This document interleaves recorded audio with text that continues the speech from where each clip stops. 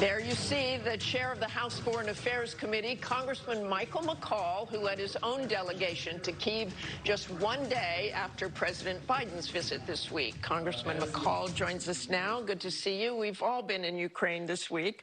You met with President Zelensky. You said in Ukraine while you were there that you're seeing increasing momentum towards getting long-range missiles and F-16. You heard what President Biden said. You heard what Jake Sullivan said. It doesn't look like it. Yeah, that's unfortunate. I was at the Munich Security Conference, met with a lot of the high-ranking military officials, including our Supreme Allied Commander.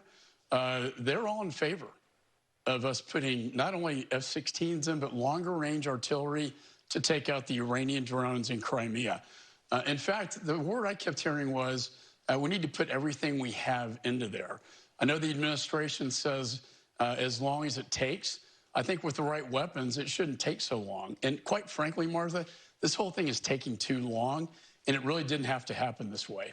But you heard Jake Sullivan say, look, our military is looking at the ground. What they need right now is tanks. What they need is infantry. Why do you think F-16s would make a difference? Because it can travel the entire country with great speed. It can knock out targets. It can't protect the country. Also could get shot down. There are a lot of air defenses, especially over on the border. It could. And, but the fact is, if we don't give them everything, if they don't get the momentum right now, with the Russian offensive coming into country right now, they have a window of time with the counteroffensive. That's why it's important when I talk to these top military officers, give them everything that you can now so they can win this thing. When we give them what they can really use and ask for, they win. When we slow walk and slow pace this thing, it drags it out, and that's precisely what Putin wants. What could you do at this point as chair, at this point legislatively? Is there really anything you could do? Yeah, well, we can certainly write into our appropriations bills prioritizing weapon systems. We intend to do that. But in addition, Martha, this was a bipartisan delegation to Munich. My delegation in Ukraine all agreed with Zelensky that the ATACMS and the F-16s were appropriate right now. I talked to General Milley last night. I don't think it's off the table. I think with enough pressure from Congress on both sides of the aisle, we can get into Ukraine what they really need to win this fight. Otherwise, what are we doing in Ukraine? And even if they don't want them now, do you think they should start training? For God's sakes. I mean, it takes 3 to 6 months to train. We need to do this now. And I know the argument is made, well, we need to look at the budget. The fact is, you heard with the Abrams tanks, they won't go in for another year. I've met with the Ukrainians being trained by the Poles on the Leopard tanks, which will go in 2 weeks as this offensive takes place. 2 weeks. That's going to be a bit of a game changer as well. And I hope we can change the course and direction that the administration has with respect to the military strategy. I want to talk about China. What do you know about China possibly providing lethal aid to Russia? And how do you think the U.S. should respond to it? Well, Chairman Xi and Putin they have this unholy alliance since the Beijing Olympics.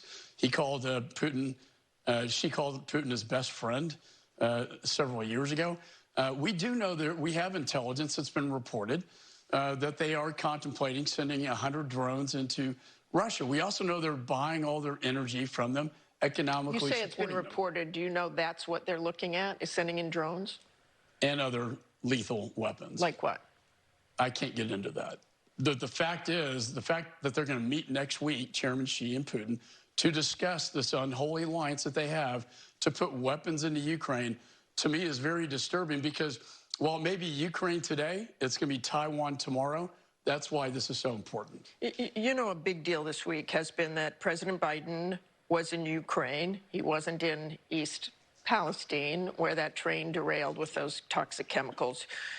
Republican Josh Hawley said this week that the Republican Party can be the party of Ukraine and globalists or the party of East Palestine and working Americans, not both. Do you agree with that? I think that's a false choice. I think the president should have gone to Palestine when we had this major chemical spill. But it doesn't mean we disregard what's happening, this struggle for the global balance of power that we're facing right now. We haven't seen anything like this since my father's generation, World War II. Largest invasion in Europe, the biggest threat to the Pacific since World War II. We can't put our head in the sand and ignore this. Otherwise, the Russians will be on the Polish border and Chairman Xi will invade Taiwan. I think we can do both. We're a great nation. An ABC Washington Post poll earlier this month found that 50% of Republicans believe the U.S. is doing too much to support Ukraine. We know you care very much about that. That's up from 18% last April. So why is the support slipping, and how will you approach that, and what can you do about that? I think because it's taking too long. We're not giving them the weapon systems they need. That when we talk to President Zelensky, when I talk to our top military commanders, say that they need in theater right now. Let's put that in. The president, by the way, says that military advisors tell him they don't need those. When the Supreme Allied Commander speaks, I listen. And just when they unlocked the Leopard tanks with Germany, putting in some Abrams tanks, we can do the same thing with all these other aircraft with F-16s, ATACMS. But are you worried about the aid? Are you worried about the aid in this coming year? You can see there's some Ukraine fatigue. Clearly, one of the reasons President Biden went over there was to get support. Of course. I mean, I am. I still think the majority in the Congress support this. They also want to know, they want accountability to the taxpayer. I did a first-hand look at this in theater in Ukraine and in Poland about the humanitarian assistance. We have 3 IG audits right now. We have an audit by Deloitte. We also have in-use monitoring on the weapons and barcoding systems. They want to know that their money's being spent wisely. And I think once they know that, they will stand. What would Reagan do? I would ask my fellow colleagues, right? What would he do? He brought down the Soviet Union. I think he would stand for freedom and democracy. I want to ask you one final question here, and back to Congress, about Congresswoman Marjorie Taylor Greene. This week, she repeatedly called for a national divorce to separate the country by red and blue states. This is what she tweeted. We need a national divorce. We need to separate by red states and blue states and shrink the federal government. Everyone I talk to says this, from the sick and disgusting woke culture issues shoved down our throats to the Democrats' traitorous America Last policies. We are done. When I asked you last month about her serving on the Homeland Security Committee, you said you think she has matured and is trying to become a team player. Do you still think that when you hear something like that? I don't speak for her. The great thing about this country is we can have political dialogue, discourse. We are a democracy. We have differences of opinions. I will say divisive rhetoric, I think, polarizes this nation, and I think it hurts this nation. I think what we need today is a voice that can unify the nation on things that really matter, like the economy, like the border, like, the largest invasion in Europe since World War II and a threat to the Pacific. We should all be standing as Americans. I think when I go out across the country, that's what people want to hear. Okay, thanks very much for joining us, Congressman. Appreciate it always.